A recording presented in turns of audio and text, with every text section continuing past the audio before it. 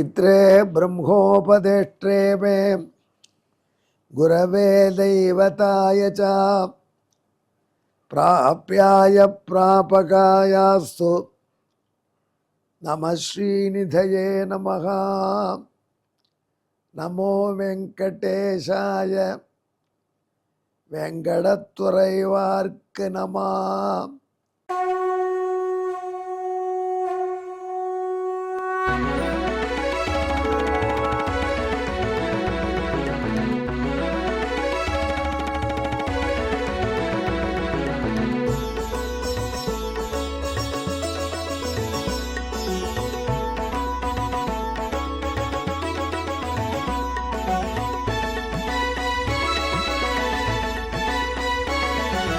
सहस्रनामं सहस्रनामं श्रीवेङ्कटेश सहस्रनामं सहस्रनामं सहस्रनामं श्रीवेङ्कटेश सहस्रनामम्।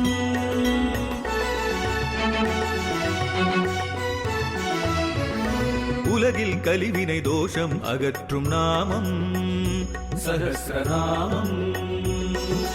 உயர்வுகளை வாழ்வில் அளிக்கும் நாமம் சஹஸ்ரநாமம்.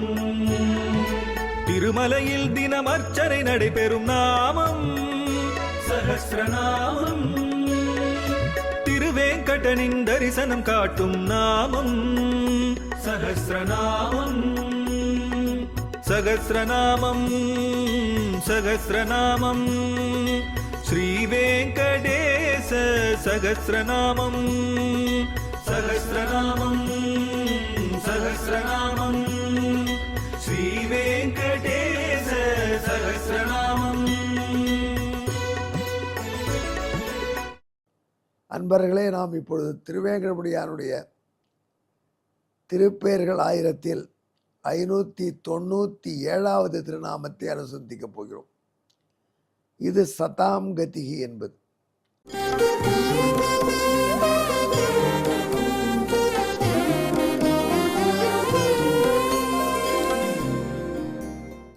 இந்த திருநாமம் ஸ்ரீ விஷ்ணு சகஸ்ரநாமத்திலே வருகிறது, இருமுறை வருகிறது. ஆனால் ஒருமுறை ஸ்ரீனிவாச சதாங்கதின்னு வருகிறது. ஸ்ரீனிவாசனுக்கு தான் சதாங்கதி என்கிறது பொருந்தும் என்கிறார் வியாசர் போல அமைகிறது. சதாம்கதி என்றால் என்ன? சத்துக்களுக்கு அவன்தான் புகலிடம். சத்துக்கள் யார்? அவனே வேதங்களில் சொல்லியபடி பல கல்யாண குணங்களோடு கூடியவனாய் இருக்கிறான் என்று உணர்ந்தவர்கள் சத்துக்கள். அந்த சத்துக்களுக்கு அவன்தான் புகலிடம். எனக்கு புரியலையே அப்படின்னார் என் நண்பர். அவருக்கு ஒரு நிகழ்ச்சியை சொன்னேன். என்னுடைய இன்னொரு நண்பர் ராமசுப்ரமணியன் பேர். அவர் திருமலைக்கு போனார், நடந்தே போனார். நடந்து போனால் கோவிந்தா கோவிந்தா தானே சொல்லணும். அவர் அப்படி சொல்லலை, கோவிந்தான்னார். கொஞ்ச நாளைக்கு அப்புறம் போர் அடிச்சு போச்சு. உடனே செல் எடுத்துட்டார். எங்கெல்லாம் சிக்னல் கிடைக்கிறதோ அங்கெல்லாம் செல்லை பாட்டுக்கு மாட்டலாட்டிகிட்டே போனார், பேசிகிட்டே போனார். பக்கத்தில் ஒருத்தர் கேட்டார், ஏன் இங்கேயும் பழா போன செல்வனுக்கு? கோவிந்தா கோவிந்தான்னு சொல்கிறாங்களே, சொல்ல வேண்டாமப்பா அப்படின்னார். கோவிந்தா அப்படின்னா மறுபடியும் செல்லை பிடிச்சிட்டார். அப்படி கொஞ்சம் அஜாக்கிரதையாக இருந்தார். ஒரு குரங்கு வந்து செல்லை பிடிக்கிட்டு அவர் தூக்கிட்டு, அவ்வளோதான். குரங்கு எங்கே தேடுறது? அப்புறம் செல் போச்சு செல் போச்சு செல் போச்சுன்னார். விடியா செல்லை கோவிந்தநாம சங்கீர்த்தனம் பண்ணு, சத்தா இருடாப்பா. சந்தா இருந்தேன்னா பகவானே உன் செல்லை மீட்டு கொடுப்பான். பக்கத்தில் ஒரு பெரியவர். நம்பு. எப்படிங்கிறது? குரங்கு எந்த இடத்துல போட்டுத்தோ கொண்டு போய் எந்த பள்ளத்தில் போட போகிறதோ, எந்த மேட்டில் வீசி எறியுமோ. இனிமேல் எவ்வளோ கஷ்டங்கள் இருக்குது. இந்த செல்லை வாங்கணுன்னா திருப்பி இன்னொரு அதுக்கு ஒரு சிம் கார்டு வாங்கணும். சிம் கார்டு வாங்கணுன்னா கம்ப்ளைண்ட் கொடுக்கணும், திருப்பதியில் தொலைச்சேன்னு கொடுக்கணும். ஏன் அந்த போலீஸ்காரர் வந்து சர்டிஃபிகேட் கொடுக்கும் போலீஸ் ஸ்டேஷன். நான் இந்த யாத்திரை பண்ண வந்தவன், பெருமாளை சேவிப்பேனா, ஊருக்கு போவேனா, இதாக பண்ணுவேனாலையா? முதல்ல பெருமாளை சேவி. சத்துக்களுக்கு அவன் கதி. நம்பு அவனை, உனக்கு கத்தின்னு நம்பு, உன் செல் கிடைக்கும். நீ முதல்ல பெருமாள் நினைப்போ. நம்ம நடந்து போகிறவங்க உள்ள விட்டுருவாங்க, சீக்கிரம் சேவிக்கலாம் அப்படின்னு பக்கத்தில் பெரியவர் ஆறுதல் சொன்னார். வேணா ஒன்று பண்ணு, சதாங்கத்தையே நமான்னு சொல்லிடுவோம். ஏன் அப்படி சொல்லணுங்க? கோவிந்தா வேண்டாம், ஐயா உனக்கு வேண்டாம், நீ தான் சத்தா இல்லாதனால, அதனால தான் போயிடுது. இப்போ நீ சத்தாக மாறு, நல்லவனா. சதாங்கத்தையே நமஹா, சதாங்கத்தையே வெங்கடேஷாய நமஹா, சதாங்கத்தையே ஸ்ரீனிவாசாய நமஹா, ஸ்ரீனிவாசாய சதாங்கத்தையே நமஹா சொல்லிடுவா. செல்லு, விடு கவலைய, அப்புறம் பார்த்துக்கலாம், முதல்ல ஜெருகண்டிக்கு முன்னாடி சேவிச்சுட்டு வரலாமா. அப்படி இப்படி அவர் ஒரு வாரம் தேத்தி ஆயிடுச்சு போயிட்டார் இந்த பெரியவர். உள்ளே போனார்.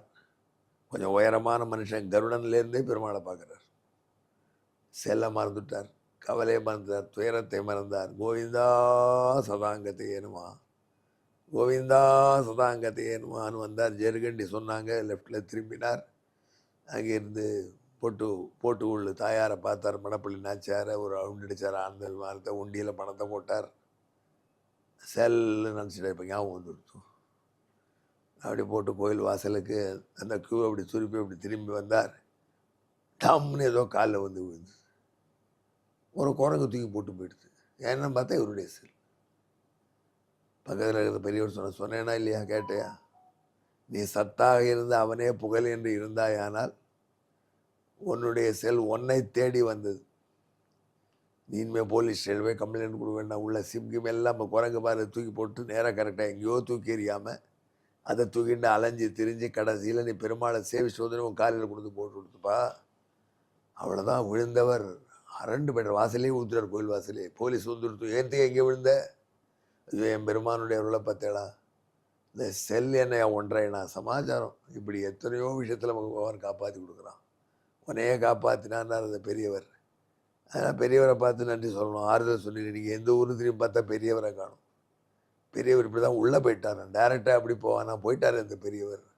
அப்போ தான் புரிஞ்சவர். இந்த பெரியவராக ஸ்ரீனிவாசன் வந்து ஆறுதல் கொடுத்து அழிச்சிட்டு போயிருக்காங்க. இந்த செல்லை இவ்வளோ ஆசைப்படுறிய, என்ன ஆசைப்படுது அப்படின்னா அங்கேருந்து திரும்பி வந்தார். என்கிட்ட சொன்னார் அவர். அதை சொன்னவர் ஸ்ரீனிவாச சதாங்கதின்னு இருக்குப்பா அப்படின்னு. சத்துக்களை தான் கத்தி, நான் அசத்தாக இருக்கேன்னா இல்லைப்பா, அசத்தை சத்தாக்கிறதுக்காக அந்த யாத்திரை அவனும் நடந்து வந்து பக்கத்தில் அவருக்கு அவர் அழுத போதெல்லாம் செல்ல மர ஸ்ரீனிவாசனை ஞாபகப்படுத்தினார். அதனால தான் அவருக்கு செல் கடைசியில் வந்து ஆறுதலாகிட்டார் அப்படின்னு சொன்னேன். அதை கேட்டவுடனே ஓகே சுவாமி நல்லா இருக்குது அப்படின்னாரு. வரும் நீங்களும் நல்லா இருக்குன்னு ரசிப்பேன். அதனால் நாம் என்ன தப்பு பண்ணாலும் இந்த லோகத்தில் அவனை நாடி போனோமானால் நான் ஃபுல் கான்சன்ட்ரேட்டட் ஃபுல் ஃபோக்கஸ்டாக இல்லாமல் அவன் பெருமை ஏற்றமெல்லாம் முழுதும் உணராமல் எல்லாரும் போகிறச்சே நாமும் போகிறோம்னு போனாலும் கோவிந்தா என்று உள்ளுக்குள்ளே ஈரமே இல்லாமல் அவள் கத்திரச்சே நாமளும் கத்தினாலும், அப்படியும் அவள் கத்திரச்சையும் கத்தாமல் செல்ல வச்சுட்டு மனைவியோட சண்டை போட்டாலும் ஃபோனில் சிக்னல் கிடைக்கிற பொழுதெல்லாம் திருமலையில் பகவான் நம்ம எப்படியும் காப்பாற்றுவான். அந்த செல்லையும் கொடுத்து இவர் செல்வத்தையும் கொடுத்து இவரையும் காப்பாற்றினான். அப்பேற்பட்ட தன்மை அவனுக்கு இருக்குது என்பதனால்தான் ஸ்ரீனிவாசனுக்கு சதாங்கதி என்ற பெயரை நாரத பகவான் எடுத்து சொல்கிறார் வசிஷ்டருக்கு. ஆசிரமம், வசிஷ்டருடைய ஆசிரமத்தை முழுக்க அழிக்கணும்னு வந்துட்டார் விஸ்வாமித்ரர். விஸ்வாமித்ரருக்கும் வசிஷ்டருக்கும் ஆதியில் நட்பாக தான் இருந்தது. விஸ்வாமித்ரர் ராஜாவாக இருந்தார்.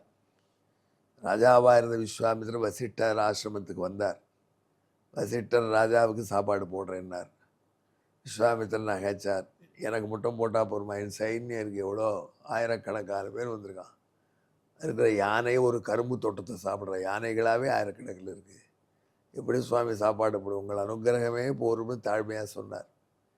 அவர் இப்படி சொன்ன பொழுது வசிஷ்டர் ஆகான்னு இருந்திருக்கணும். வசிஷ்டர் என்ன பண்ணிட்டார், வருங்காலத்தில் என்ன நடக்கணும்னு பகவான் பண்ண ஏற்பாடு, அத்தனை பேருக்கு சாப்பாடு போடுறேன்னார். இத்தனை பேருக்குமா? எந்த ஊரில் ஆர்டர் பண்ணி அவங்க கொண்டு வந்து கொடுத்து கேரியரில் கொடுக்க சாப்பாடு கூட வராது இந்த ஆசிரமத்துக்கு. இவர் எதுக்கு போட போகிறார், சுமோட்டோக்கு போடுறார், குமோட்டோவா எது ஒன்று சொல்கிறார், அதுக்கு போடுவாரா என்று விஸ்வாமித்திரர் வியந்து நிற்கும் பொழுது வசிஷ்டருடைய காமதேனு அங்கே வந்து அதுங்கிட்ட சொன்னார், இவர்கள் யார் யாருக்கு மனசில் என்னென்ன மெனுவோ அதை கொடுத்துடும். அடுத்த வினாடி முதல்ல ஒருத்தர் உட்காந்துருக்கார், நம்ம ஆந்திரா நண்பர். அவர் ஆவக்காய் ஊறுகாய் சாதம் சாப்பிட்ணுன்னு நினச்சார். அப்படியே தட்டில் ஆவக்காய் ஊறுகாய் சாதம். அடுத்த பக்கத்தில் ஒருத்தருக்கார், அவர் ஒரு சரியானபடி நாங்கள் ஸ்ரீரங்கத்துலேருந்து புளியோரைனார் புளியோரை. மகாராஷ்டிராக்காரர் பக்கத்தில் உட்காந்துற பூரின்னார் பூரி. அப்படி எல்லாருக்கும் சாப்பாடு. எத்தனை வேணுமோ வருது. மனசில் நினச்சா போகிறோம், வாயால் சொல்ல வேண்டாம். அத்தொத்தரம் ஆனந்தப்பட்டு சாப்பிட்டாங்க. சாப்பிட்டு முடிச்சுட்டு எல்லோரும் கையில் முடிஞ்சு வசிட்டர் சொன்னார், விஸ்வாமித்திரர் பதிலாக திருப்தி ஆகிட்டாங்களான்னார். அப்போ தான் வசிட்டர்கிட்ட பார்த்தார் விஸ்வாமித்திரர், பேசாமல் இந்த பசுமாடை நம்ம வச்சுட்டா அப்புறம் நகரத்து நம்ம தேசத்தில் எல்லாருக்கும் சாப்பாடு போடலாம். 3 வேளையும் சாப்பாடு அரசர் போடுவார். அப்புறம் மக்கள் நம்மகிட்ட பிரியமாக இருப்பார்.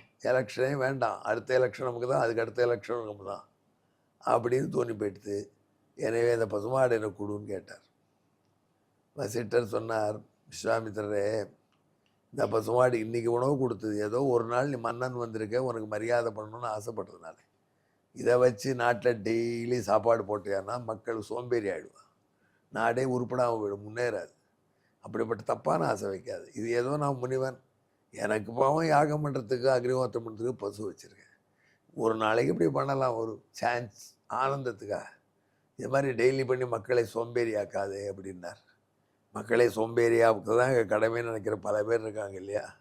விஸ்வாமித்திரர் கூட இது விலைக்கு இல்லாமல் இருந்தார். அதனால் இந்த பசுமாடு தருவியா மாட்டேன்னார். அம்மா, இந்த பசுமாடு தருவதற்கு இல்லை. மன்னன் கேட்கிறேன், இல்லை. இந்த பசுமாடை இழுத்துன்னு போனால் என்ன பண்ணுவேன், வந்தால் இழுத்துன்னு போ. பசுமாடை தரத்தரன்னு இழுத்துன்னு போனார் விஸ்வாமித்திரர். அங்கேருந்து பசுமாடு அவரை மீறிடுக்கு வசிஷ்டத்தை வந்து கண்ணும் கண்டினமாக கேட்டுது, இவரை இழுத்துன்னு போகிறாரு, நீங்கள் சம்மதமாக கொடுத்துட்டாங்க. அம்மா, என்னால் ஒன்றும் பண்ண முடியாது, ஏழை முனிவன், நீ தான் உன்னை பாதுகாத்துக்கணுன்னார். நான் பாதுகாத்துக்கிட்டோம். இந்த விஸ்வாமித்திர வீரர்கிட்டே இருந்து இந்த பசுமாடு அப்படியே திவரித்து பசுமாட்டினுடைய சாணத்திலிருந்து தூங்கினார்கள். ஏகப்பட்ட வீரர்கள், எல்லாம் அரேபியன்ஸு, மேல்நாட்டெல்லாம் வந்தவங்க. அவங்கெல்லாம் எடுத்து பீரங்கிக்கெல்லாம் போட்டு அடித்து விஸ்வாமித்திர சைன்யம் துவம்சம். விஸ்வாமித்திரர் மட்டும்தான் பாக்கி இருந்தார், ஓடி போயிட்டார். இந்த வசிட்டரனை அவமதித்தார், அவரை வெல்ல வேண்டும் என்று தீர்மானித்தார். மீண்டும் பெரிய படை திரட்டினார். பரமசிவனை குறித்து தபஸ் பண்ணி அஸ்திரங்களை வாங்கி கொண்டு வந்தார். விஸ்வாமித்திரர் மீது ஆசிரமத்தின் மீது அப்படியே அஸ்திரங்களை பொழியிறார். விஸ்வாமித்திர வசிட்டர் சிஷ்யர்கள் ஓடி வந்தார், புகழிலேயேனார். உடனே வசிட்டர் அங்கேருந்து ஒரு சின்ன தண்டத்தை எடுத்துகிட்டு இருந்தார். விஸ்வாமித்திரர் போடுற பானத்துக்கெல்லாம் அதை காண்பித்தார். பட்டெல்லாம் கழுவுது. 10 வசிஷ்டருடைய இந்த பவரை விஸ்வாமித்திரர் காலில் வந்து விழுந்தார். கடைசியில் தோற்று போய் அவர் தோற்று போகும்போது சொன்னார், இந்த கழியில் இவ்வளோ பவராக வச்சுருக்கீங்க, இந்த கழியை கொடுக்குறீங்களான்னு கேட்டார்.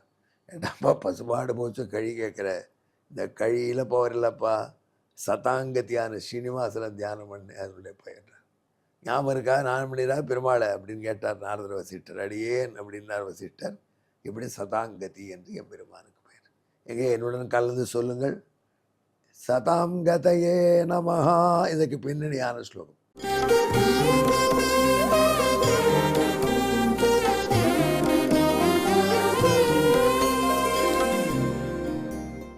விஷ்ணோர்நாம சஹஸ்ரேபி ஸ்ரீனிவாச சதாங்கதிஹ துரபாஷணயந்திர க்ஷேபணம் கபினா ததத் சதாங்கதையே நமஹா. இதற்கு பின்னணி பாடல். மலையேறி வந்த அடியவரின் அலைபேசி பறித்த குரங்கதனை மலையிலிருந்து மனக்கவலையால் அலைந்த அடியவர் அடியில் எறிந்த நிகழ்வு அடியவர் புகழவன் என்றே காட்ட அவனும் சதாங்கதியாமே. நன்றி, வணக்கம்.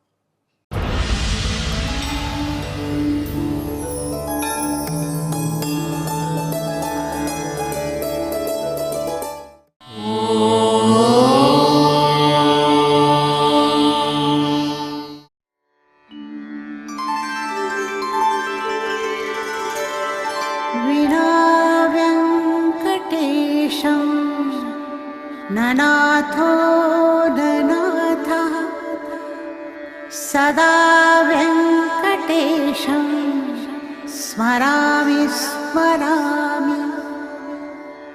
हरे वेङ्कटेश प्रसीद प्रसीद. प्रियं वेङ्कटेश प्रयच्छ प्रयच्छ.